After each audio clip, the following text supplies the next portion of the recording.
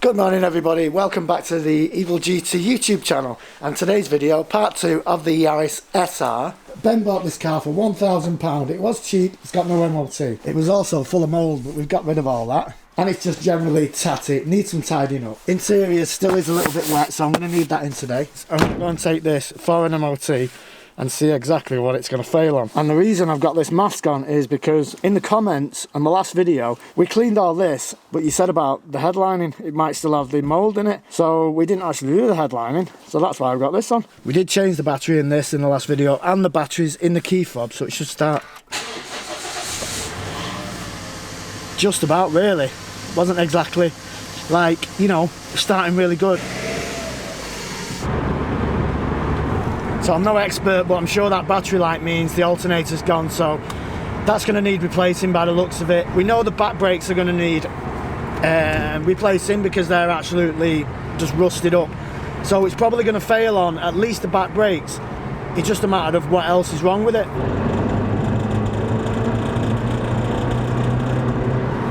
So I don't know if you can hear that, but it almost sounds like engine knock, but I don't think it is, but it just sounds like it. So,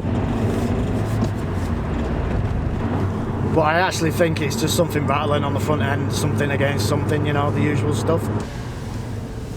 Oh, look at that now. I've got to drive this and he's driving that. Anyway, I better go and tell him the bad news. What's up? Sounds like it's got engine knock. Engine knock? Yeah. How do you know what engine knock sounds like? That's more worrying. It's got it. Why? Because you put your foot down and it knocks. Like, what do you mean knocks? Drive it up there. Drive it up there. I can't. We haven't got time for that. Let's get it in for an MOT. Reverse it. You've got wallpaper. Oh, reverse it down there. The wallpaper. I can smell why you've got your scarf around your face. Reverse it up there and just drive it, you'll hear it. You can't hear it from there. Like a brand new, that. Yeah, but you can definitely hear it when you're driving it. It might actually just be a rattle because it's old. Maybe. Well, I'm going with engine knock because it sounds more dramatic, doesn't it? Well, you look like you've nicked it, never mind anything else. So. We found what's wrong with it. So there's a lot. That's what's going to fail the MOT, so we need to fix them. We can do that, no problem whatsoever. And we'll probably do them. Forget that for a minute. Uncle Benji, first time driving it after about 14 years. Yeah, we're going with that. Maybe 15 years. I forgot how high this seat was, to be honest. Right, but we can, you know, we can try and work with it. I mean, how does it feel? It feels a bit weird, to be honest. Follow me, mate. As you can see, we've got a bit of moisture. I know, We've still got the moisture issue. I think we just need to drive it around with the windows open and the heater on full blast. I don't know. The window open and the heater's on? Yeah, because then it'll evaporate the waters out like that. Not like fully open, just like a little bit open like that. So crack yours a bit. Get these fans on then. Right, don't put it on too much because it's going to blow all the mould around. I thought you said these brakes were good. I'm nearly hitting the floor there. This has got good brakes. Well, I don't know what you're comparing them to. I suppose if you're comparing, saying that the good brakes compared to like some having no brakes, then yeah, you're probably right there, mate. So coming out of the Range Rover with dodgy brakes into a car, this is better. Anytime today, mate? Well, you know. Anytime today. I'm not very confident with the clutch yet. Just put your foot down. It's a bit springy, that clutch. I don't like it. It's not very nice. Anytime now, we're going to see the power of the Yaris 130 horsepower. Anytime now. Anytime. Go, go, go. Well, we've got a little bit of traction light on there. Can you hear the noise? Yeah. It's a little bit rattly. Well, it'll be alright, that. We'll get it in. But listen, once this has had a proper service and it's got some better fuel in, it's going to be mint, this flying machine. Down here? Yeah. 2 minutes down the road, 1 minute, 30 seconds down the road.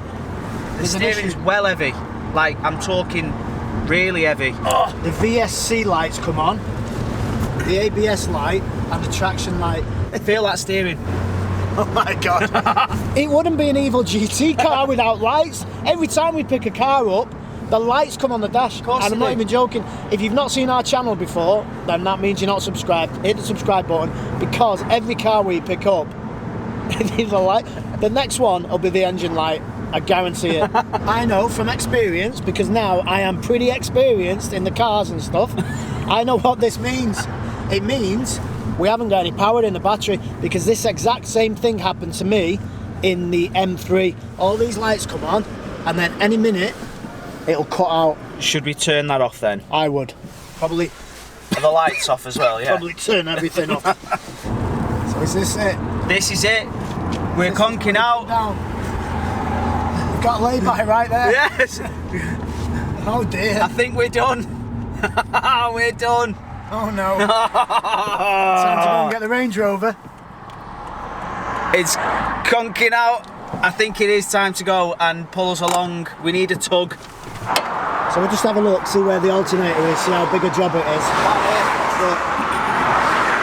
Right at the front. Should be alright, that. Yeah? I would say so. That, yeah? Yeah, I would say so. I reckon I could do that. So the only problem now is we need to have a towing eye because the Range Rover's coming back and it's going to tow us. So if we can't find a towing eye in the back, but I know we've got that, but where's the eye? I don't think it has. I've seen one, we've had the whole thing out. If you watch the video where I drove back from the Nürburgring, I said I'm not driving a banger again because they all break down. And this one has broke down, and you were driving it. I was driving it, but it's not a banger. Don't listen to him. He's full. It's fine. The car's fine. It just needs a new alternator. We've got number plate lamp not working. That's easy. Centre rear seatbelt buckle trapped. We can sort that out. No danger. Brake discs, we knew about them. Fuel filler neck heavily corroded. Apparently you can see it underneath. Rear trailing arm bush is excessively worn, but we're gonna put like track, you know, all that kind of stuff. We're gonna put mint ones on. Yeah, because it's ready for the track. Oh, of course it is. Yeah, it's broke down. Most track cars don't run. Both front wishbone, rear bush is separating. That doesn't sound good. Side rear coil spring fractured.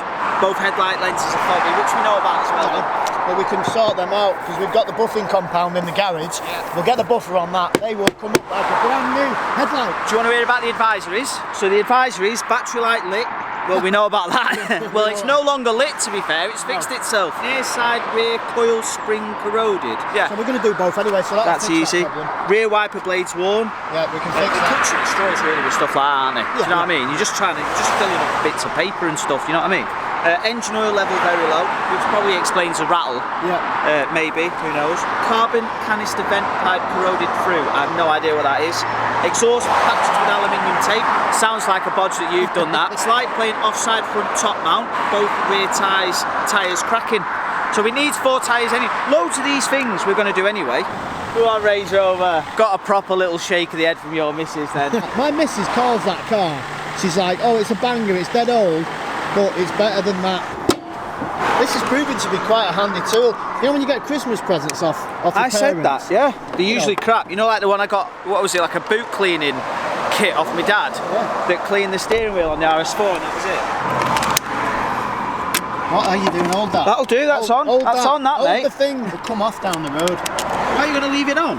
Yes, you need to leave it on. Otherwise, it's going to cut out again. Yeah. Let's go.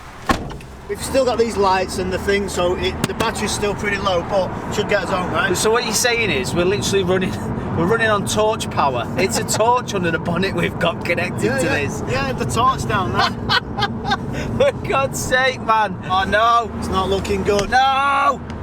Because the speedo doesn't know what speed it's going. I'm going into neutral. It'll cut out. We're coasting. It'll cut out. Are you sure? So I've done this for like 300 miles back from the Nürburgring. Completed it? I finished it. Oh no! No, come on. Is it dead? Has it died? Oh, we got a lay-by here. That didn't last long, did it? No, it didn't. It's about 2 miles up the road maximum. Plan B, we're going to go back to mine. We're going to find a towing eye off one of the other cars, and then we're going to put the towing eye on that, and then we're going to tow it down the road with that. Hopefully this is usually the same as a Toyota. It's under here, maybe. I know there's one in the RS4.